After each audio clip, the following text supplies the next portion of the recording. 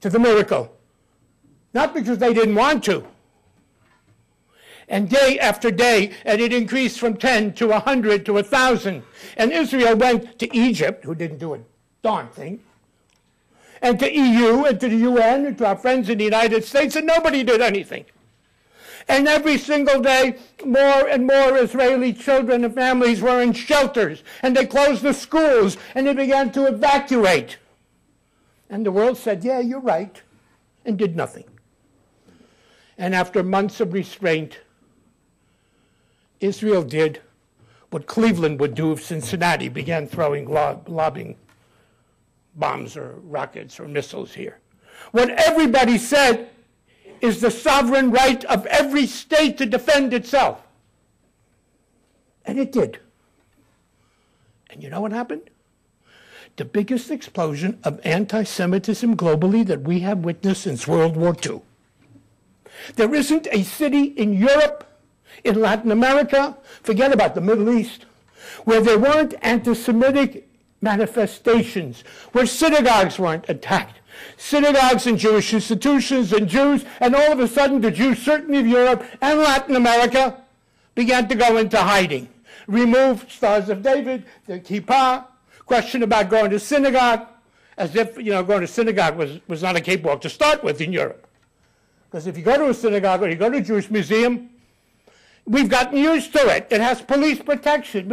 Hey, in this country, I talked to some young people this weekend in Washington, and they said to me, Mr. Foxman, why is it that my synagogue in Miami has 24-hour police protection? He says, I don't wish it on a church or a mosque, but why are we the only ones, and why do we accept it as an acceptable thing? We saw an explosion of anti-Semitism, aided and abated by the internet, boycotts of Jews. Since World War II, we have not witnessed boycotts. In Italy, a union called for the boycott of Jewish stores. I don't know how many pizza stores there are in Rome. The difference, the mayor of Rome went to buy kosher pizza. Okay? South Africa, boycott of Jewish institutions. Argentina, Venezuela, wow. Iran, I don't have to tell you. And so the issue is not that it's out there. The issue is, where is the outrage of the world? Where is the outrage?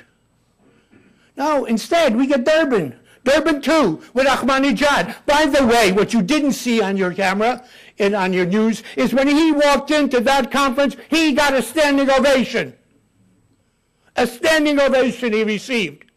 He was received privately by the President of Switzerland. The General Secretary of the United Nations, who we were told was embarrassed my foot, met with him, sat there. And then we have to start asking our questions. What if? What are the lessons that we've learned? And you know what? People can make a difference. Oh, they can make a difference. They can deliver a message. And so, Mel, thank you.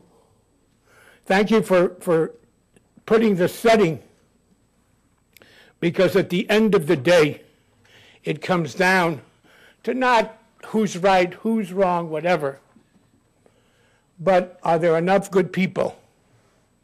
And I will tell you, and here I'll be an advocate, there are a lot of people in Israel who challenge and criticize the Israeli government day in and day right, and they question, and you know what, there will be no peace. Then there are people in the Palestinian Authority and in Saudi Arabia and in Jordan and Egypt who have a right to stand up and challenge, what are you doing for peace? Not here. You're not going to accomplish it here. It needs to be accomplished there. And until you have that basic minimum of freedoms, of civility, you can't impose peace. Nobody can impose peace. And we embrace some of the voices here of moderate Palestinians and Arabs who stand up. It's wonderful, but it's not enough. It needs to be done there. And we need to help them. And we need to have the courage to embrace those who have the courage to stand up to say, we want to change the world the way you want to change the world. We cannot do it alone. Finally, because I'm looking at the clock. I am an optimist. I am a realistic optimist, but I am an optimist. I wouldn't go to work every day if I did not believe that we can change people's minds and hearts. Golda Meir once said, Jews don't have the luxury to be pessimists. Having survived the Holocaust, how dare I be a pessimist? How dare I? And I believe that we can, and we will, make a difference. But we need to do this courageously and consciously every single day. And maybe if the future generations will have young kids who have the courage to stand up, maybe then we'll come here and celebrate. You won't have to listen to another speaker at the Balance or not. I could write another book. You know what book I'm writing now? Hate on the Internet. That's a subject you should invite somebody to address, because that is changing our world in ways we can't imagine. And that's a major challenge also to people to care. Thank you for coming. Thank you for listening. I'm ready to answer your questions. Thank you.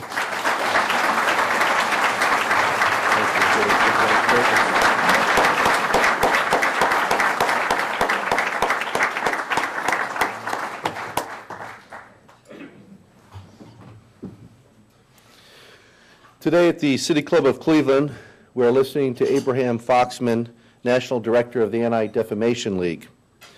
We'll return to Mr. Foxman in just a moment for our traditional City Club questions.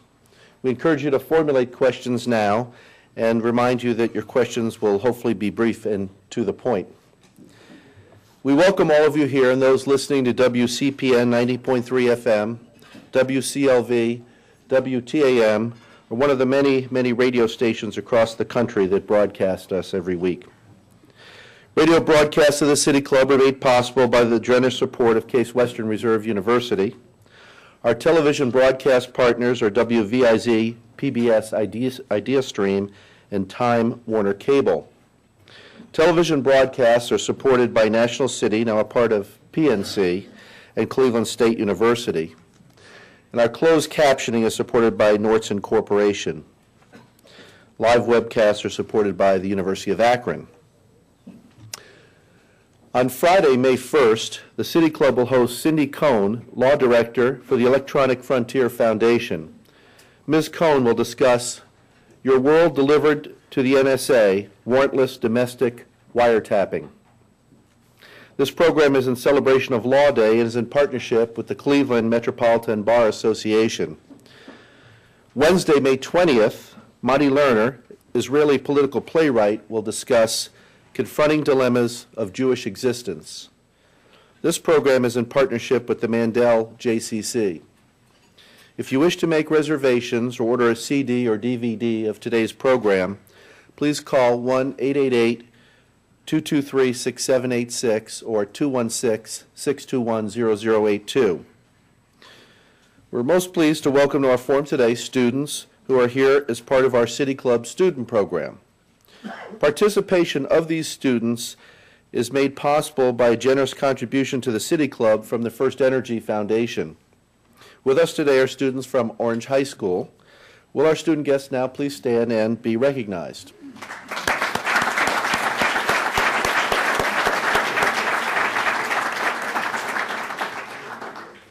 Also today, we're pleased to welcome guests at tables hosted by the Anti-Defamation League as well as Baker Hostetler.